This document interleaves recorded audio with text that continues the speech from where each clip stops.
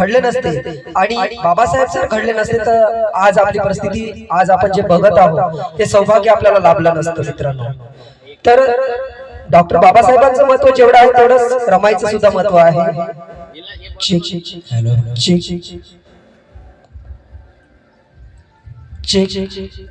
MP3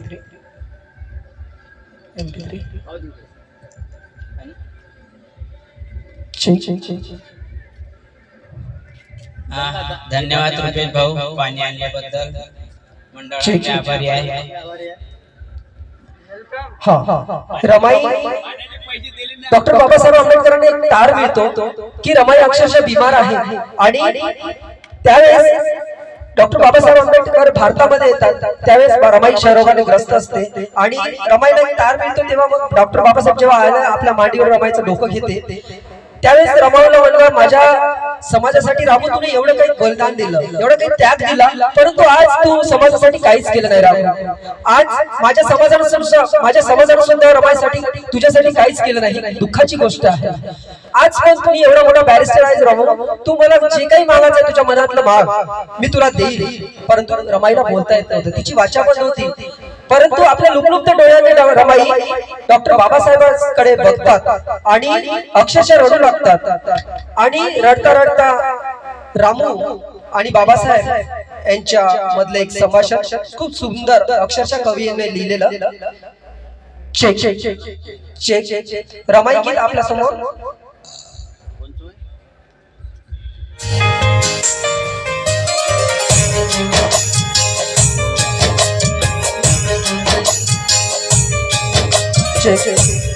Rama, तुझ्या मनामध्ये जे काही इच्छा असेल ते तुम्हाला माग, मी तुला देण्यास तयार आहे. परंतु रामूला बोललं नव्हतं तेव्हा डॉक्टर बाबासाहेब रमाईला म्हणतात,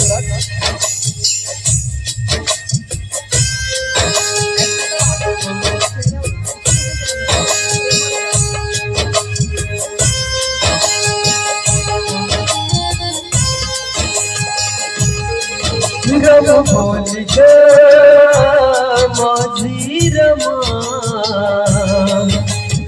बोली ग माझी रमा, तुझा हट्ट कोणता सांग, मी ग हटणारे नाही माग. तुझा हट्ट कोणता सांग, मी ग हटणारे नाही माग. डोळे खोल ग तू रमा, बोली ग माझी रमा, बोली ग माझी रमा.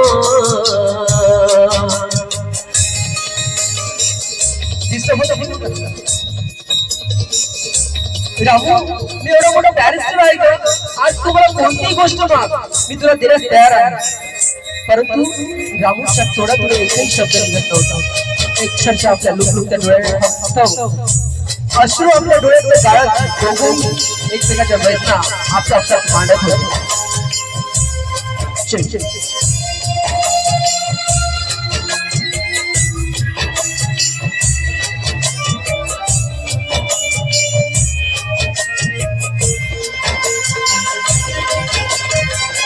अर्धवटी झेलूनिया पोटा, त्याग तुझा जीवनात मोठा.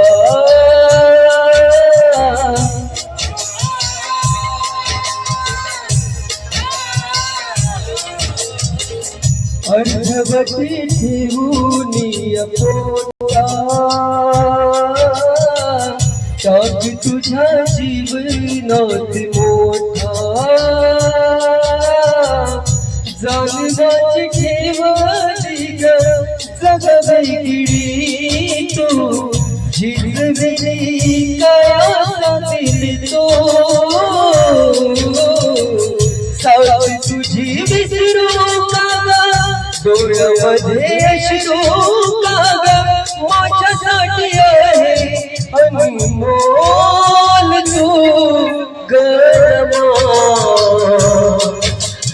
बोली ग माझी रमा, बोली ग माझी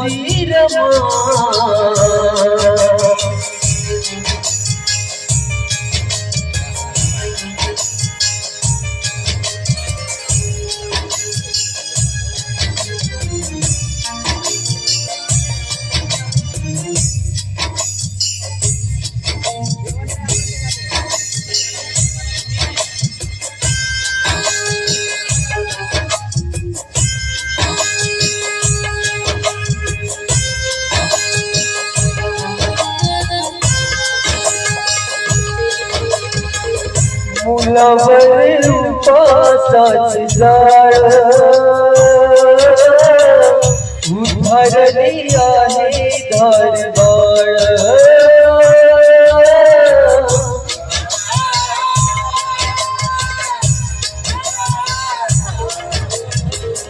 मुलावर उपासाच जाळ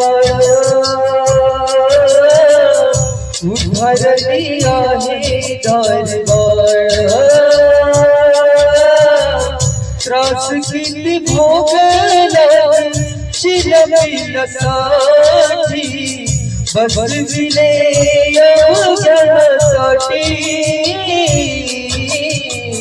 पावलात सोना होता उधारीच देणं होतं आईच पूर्ण केला रोल तू गरमा रम भोली ग माझी रमा रम भोली ग माझी रमा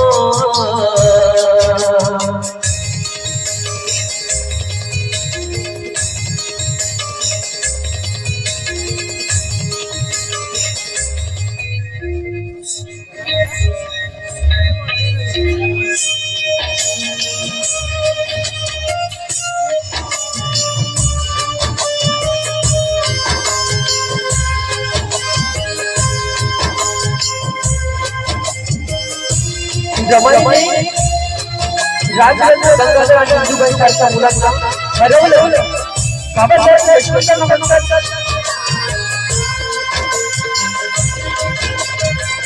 शोध कुठे येशी बंदाई रमाईची माझी रमाई